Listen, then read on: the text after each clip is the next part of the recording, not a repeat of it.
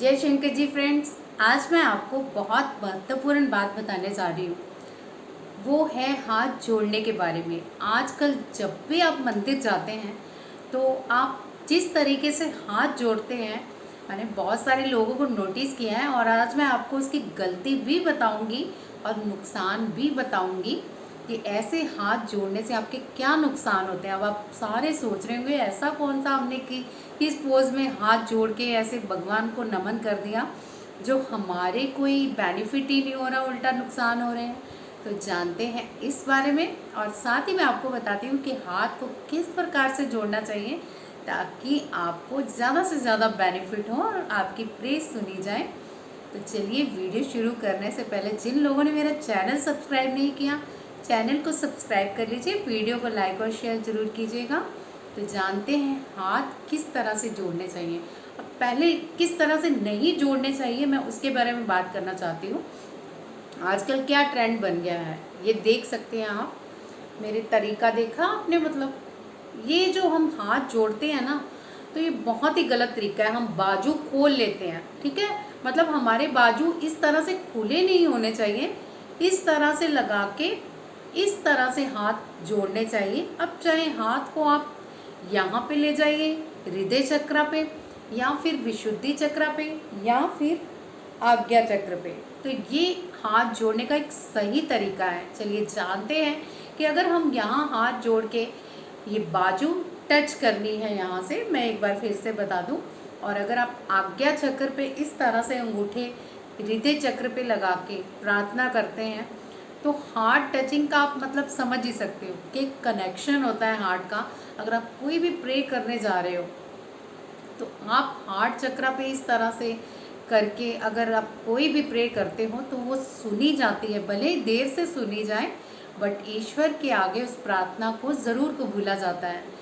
बस आपको हाथ जोड़ने की कला आनी चाहिए। मैं एक बार फिर से समझा रही हूँ, इस तरह से खुले नहीं रखने हैं, इसको टच करना है, फिर इस तरह से करना है। अब अगर आप हृदय चक्र पे लगाते हैं तो मैंने बता दिया कि कनेक्शन बहुत बहुत मजबूत होता है। आप कुछ भी प्रे करते हैं तो ईश्वर उसको ज़रूर मंजूर करते हैं। सेकंड, अगर आप विशुद्धि चक्र पे लगाते हैं, मैंने फिर से हाथ इसी तरह रखे हैं।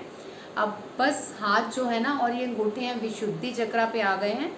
और विशुद्धि चक्र पर पता क्या फ़ायदा है, अगर हम विशुद्धि चक्र पे नमन करते हैं तो हमारे बोलने का इतना ज़्यादा अच्छा प्रभाव पड़ता है सामने वाले पे, मतलब ये एक्टिव हो जाता है चक्र हमारी लाइफ में। ये तीनों जो मैं आपको चक्र बताने जा रही हूँ ना, जिसको लेके आप नमन करते हो, पूरी लाइफ ही इस पे टिकी हुई है। अगर आपके तीनों चक्र ऊपर के अच्छी गतिविधि से चलते हैं तो नीचे के चक्र अपने आप ही बैलेंस में आ जाते हैं। तो जानते हैं विशुद्धि चक्र पे अगर हम इस तरह से नमन करते हैं अपने अंगूठों को रख के तो उसका क्या प्रभाव होता है, आपके जो बात करने का तरीका चेंज हो जाता है। धीरे धीरे आपकी आवाज़ में इतनी मिठास आनी शुरू हो जाती है, एक अच्छी साउंड आनी शुरू हो जाती है। मतलब आप जैसे होता है ना गिरगिट रंग बदलता है, तो आपकी आवाज़ में वो जादू आ जाएगा कि आप कभी धीरे भी बोलोगे तो आवाज़ की टोन और होगी, अगर कोई ऊंचा बोलोगे तो आवाज़ की टोन और होगी। मतलब आप एक जादूगर वाली आवाज़ को ना कैचअप कर लोगे। थर्ड, हम थर्ड आई चक्र पे जब इस तरह से नमन करते हैं तो ये मोस्टली होता है हमसे बहुत सारी गलतियाँ हुई हैं ना, तो हम कहते हैं कि फॉरगिवनेस चाहिए हमें ईश्वर से। कई लोगों के कार्मिक दोष दूर होते हैं जब हम फॉरगिवनेस कराते हैं। फॉरगिवनेस करने से पहले अगर आप इस तरह से हाथ जोड़ के नमन करते हैं ईश्वर को और फॉरगिवनेस करते हैं तो इतना ज़्यादा आपको प्रभाव पड़ता है ना उस चीज़ का। आप करके देखिएगा फॉरगिवनेस कोई भी आप करेंगे और इस तरह से आज्ञा चक्र पे हाथ लगा के आप जब नमन करते हैं ना, हमारी यहाँ आत्मा होती है तो ये सारे दोष हमारे शरीर को आत्मा में ही जाते हैं और आत्मा ही कोई नया शरीर लेके फिर कार्मिक दोष भुगतती है। तो जब हम आत्मा के द्वारा नमन करते हैं तो इतना अच्छा प्रभाव पड़ता है लाइफ में इन चीज़ों का। वाकई आपको बेनिफिट मिलता है जो आप नमन करते हैं इस तरह से। याद रखिए कभी भी बाजू खोल के इस तरह से नमन नहीं करना। मोस्टली जितने मेरे नॉन हैं, मैं मंदिर जाती हूँ हाथ जोड़ते देखती हूँ तो इस तरह से बाजू खोली होती है।